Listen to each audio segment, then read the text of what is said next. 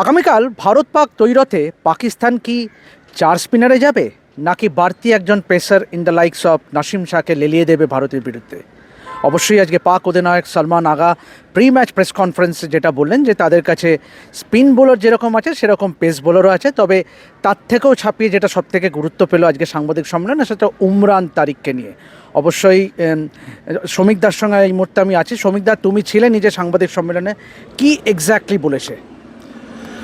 দেখো, ব্যাপারটা হচ্ছে যে আগের দুটো ম্যাচে পাকিস্তান সাইম আয়ুবকে ধরলে 5 স্পিনারে গেছে, কিন্তু এখানে যে ওভারহেড কন্ডিশনস, একটা লো প্রেশার জোন ফর্ম করেছে ইন্ডিয়ান ওশানের ওপরে, এবং সেখানে লোকাল মেট অফিস থেকেও বলা হয়েছে যে কালকে ম্যাচের দিন বৃষ্টি হতে পারে। আর যদি বৃষ্টি হয় তাহলে আমার মনে হয় এবং পাকিস্তান একজন স্পিনার কমিয়ে একজন বাড়তি ফাস্ট বোলার খেলাবে। তাদের ফাস্ট বোলারের রসদ অত্যন্ত ভালো। নাসিম শাহ রয়েছেন এবং সলমান মির্জা রয়েছেন, এবং যেটা সলমান আগা ক্যাপ্টেন প্রেস কনফারেন্সে বললেন যে দেখুন, আমাদের স্পিন বোলিংয়ে যেমন আছে, ফাস্ট বোলিংয়েরও সেরকমই আমাদের রয়েছে। তো অতএব আমরা সেটা নিয়ে ভাবছি না, যেরকম কন্ডিশনস হবে আমরা কন্ডিশনস অনুযায়ী টিম করব, আমরা পিক করব। তবে একটা জিনিস আমি বলবো যে এই যে সলমান আগার প্রেস কনফারেন্সটা কিন্তু মানে আর্চ রাইভালসের সঙ্গে খেলা, এতটাই পলিটিক্যাল বিল্ড আপ সমস্ত আমরা দেখেছি, কিন্তু ওর প্রেস কনফারেন্সটা কিন্তু বেশ নন কম্ব্যাটিভ ছিল। যেমন একটা তোমাকে উদাহরণ দিই, একজন প্রশ্ন করলো যে অভিষেক শর্মা যদি কালকে না খেলতে পারে সেটা কি অ্যাডভান্টেজ পাকিস্তান? বললো যে না না, আমি চাই অভিষেক খেলুক, কারণ খুব ভালো প্লেয়ার এবং আমি চাই ওদের বেস্ট টিমটার সঙ্গেই খেলতে। তো এই দিক থেকে সমস্ত মিলিয়ে টোনটা কিন্তু নন কম্ব্যাটিভ ছিল। হ্যাঁ, টোন তো নন কম্ব্যাটিভই হবে, কেন যে যে ডমিনেন্স ইন্ডিয়ার আছে তাতে আগ বাড়িয়ে কিছু মন্তব্য করাটাও এই মুহূর্তে ভারতের সাম্প্রতিক যা পারফরমেন্স পাকিস্তানের এগেন্সে, তাতে দে আর ওভারওয়েলমিংলি ফেভারিটস। কিন্তু সমিতা, অবশ্যই যদি এক স্পিনার কমে যায় সেক্ষেত্রে তুমি কি মনে হচ্ছে কে বাদ পড়তে পারে? দেখো, উসমান তারিককে আমার মনে হয় না পাকিস্তান বাদ দেবে। হ্যাঁ, উসমান তারিককে আবার একটা হচ্ছে যে তোমার নোয়ানকে কি বাদ দেবে, সেটাও একটা প্রশ্ন, কারণ ওর ব্যাটিংটাও আছে এইটা। কিন্তু উসমানকে নিয়ে এত কথা হচ্ছে, এত রকম হচ্ছে, আমার মনে হয় পাকিস্তানকে ওটা ঠিক করতে হবে কোন স্পিনারকে, নোয়ান বলছি, নমন কে কি বাদ দেবে। তো সেই দিক থেকে দেখতে গেলে আমি জানি না, এটা ট্রিকি কল। কিন্তু দেখো, এই যে এখনও পাকিস্তান যখন প্র্যাকটিস করছিল, তুমি সুন্দর একটা ছবি পাঠিয়েছো, সেই ছবিটা আমি আমার লেখার সঙ্গে নিতে বলবো। এই যে কভারটা মানে সেন্টার স্কোয়ার, একটা ড্রিজল এলো, সেন্টার স্কোয়ারটা কভারের আন্ডারে চলে গেল। তো সব দিক থেকে দেখতে গেলে সেই কন্ডিশনসটাও মাথায় রাখতে হবে। পিচটা স্লো এবং লো ঠিকই এইখানে, কিন্তু খুব বেশি বল টার্ন হচ্ছে না। আর যদি বৃষ্টি হয়, ওয়েট বলটা স্পিনারদের পক্ষে গ্রিপ করার সমস্যা হতে পারে। সেদিক থেকে দেখতে গেলে একটা পেসার খেলার সম্ভাবনা রয়েছে। অবশ্যই শ্রমিকদা makes a very very good point. কেননা দেখো, বৃষ্টি একটা ভ্রুকুটি কিন্তু আসে আগামীকাল রবিবার, এবং যদি একান্তই যদি বৃষ্টি হয় সেক্ষেত্রে কিন্তু পাকিস্তান কিন্তু অবশ্যই চাইবে একজন জোরে বোলার খেলাতে। এবং নাসিম শাহ আমরা জানি যে নিজের দেশের সংবাদ মাধ্যমেও কিন্তু সমালোচিত হচ্ছিলেন পাকিস্তান টিম ম্যানেজমেন্ট তাকে না খেলানোয়, কিন্তু ভারতের বিরুদ্ধে শাহিন শাহ আফ্রিদি এবং নাসিম শাহ এই দুজনকেই কিন্তু খেলানোর একটা সম্ভাবনা তৈরি হয়েছে।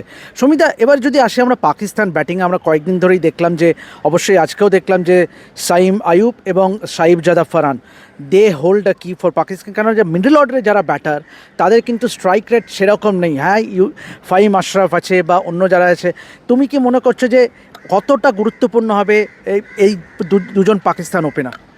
দেখো, সত্যি কথা বলতে কি, man for man Indian players are better.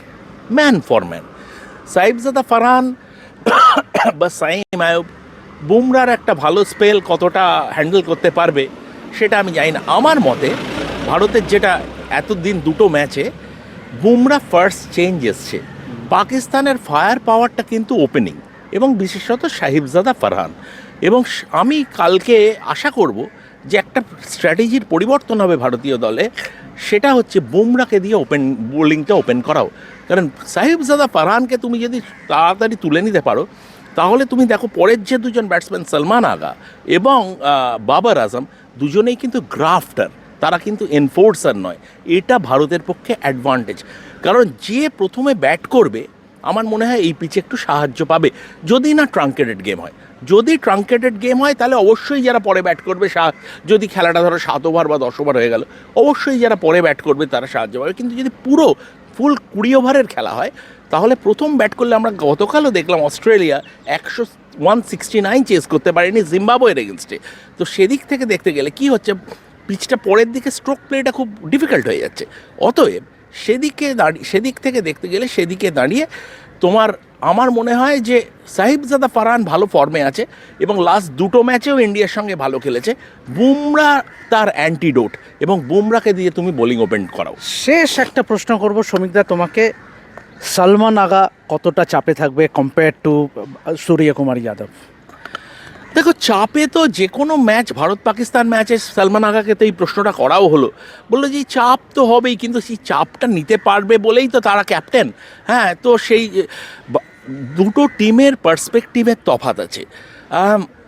Bharat খেলছে, ভারত ডিফেন্ডিং চ্যাম্পিয়ন্স, এবং ভারত এই টুর্নামেন্টটা খেলছে ওয়ার্ল্ড কাপ জেতার জন্য। আর পাকিস্তানের কাছে কালকের ম্যাচটাই ওয়ার্ল্ড কাপ। পাকিস্তানের কাছে কালকের ম্যাচটা ওয়ার্ল্ড কাপ। পাকিস্তান যদি কালকের ম্যাচটা জিতে যায়, তাহলে ওয়ার্ল্ড কাপটা হেরে গেলেও ওদের দেশে ওদের প্লেয়ার্সদের ওরা হিরোজ ওয়েলকাম পাবে। তো সেই দিক থেকে দেখতে গেলে এবং যে নাটকটা, সোপ অপেরাটা পাকিস্তান থেকে আমরা দেখেছি, তো সেদিক থেকে দেখতে গেলে বাড়তি চাপ আমার মনে হয় একটু। এবং সত্যি কথা বলতে কি, ভারত পাকিস্তানের এই যে লবসাইডেড নেচার অফ দ্য কন্টেস্ট, তার একটা কারণ হচ্ছে পাকিস্তান প্রেশারটাকে হ্যান্ডেল করতে পারেনি। তুমি যদি এশিয়া কাপ ফাইনালটাও দেখো, যে অবস্থায় পাকিস্তান ছিল, তারপরে এই যে প্রেশারটা, সেই প্রেশারটা ইন্ডিয়া হ্যান্ডেল করতে পারলো, কিন্তু পাকিস্তান বোলিং করতে পারলো না।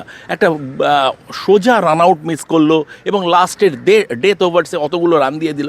সেই দিক ভারত কিন্তু প্রেশার হ্যান্ডেল করার ক্ষেত্রে পাকিস্তানের দিক থেকে অনেক এগিয়ে আছে বলেই ভারতের পক্ষে রেকর্ডটা এত ভালো। Right, exactly. এবং আজকে আপনারা জানেন যে কিছুক্ষণ পরে, ইনফ্যাক্ট আমরা এই মুহূর্তে যখন এই ভিডিওটা রেকর্ড করছি, Mohsin Naqvi PCB chairman is on the way. তিনি কিছুক্ষণের মধ্যেই কিন্তু পাক দলের যে হোটেল অর্থাৎ সিনেমন লাইফে তিনি কিন্তু চেক ইন করবে, এবং অবশ্যই তিনি কি পেপটক দেন বা তার বার্তায় পাকিস্তানি ক্রিকেটাররা কতটা চাঙ্গা হয়ে খেলে ভারতের বিরুদ্ধে, সেটা সময় বলবে। বাট অবভিয়াসলি এই ম্যাচটা কিন্তু do or die for both the teams, more so for Pakistan. কেননা ইন্ডিয়া জানে যে ইন্ডিয়ার যা কোয়ালিটি, যেটা শ্রমিকদা বললো, যা ম্যান টু ম্যান যদি আমরা দেখি, যে India is overwhelmingly favourites going ahead into this match. তো এভাবেই দেখতে থাকুন রেপ স্পোর্টস বাংলা, এবং T20 ওয়ার্ল্ড কাপ জুড়ে যাবতীয় আপডেট পেতে অবশ্যই চোখ রাখুন আমাদের চ্যানেলে। আমি দেবাশিস এবং আমার সঙ্গে শ্রমিক চক্রবর্তী। শ্রমিকদা, আমরা সাইন অফ করছি কলম্বোর প্রেমাদাসা স্টেডিয়ামের ঠিক বাইরে থেকে। ধন্যবাদ।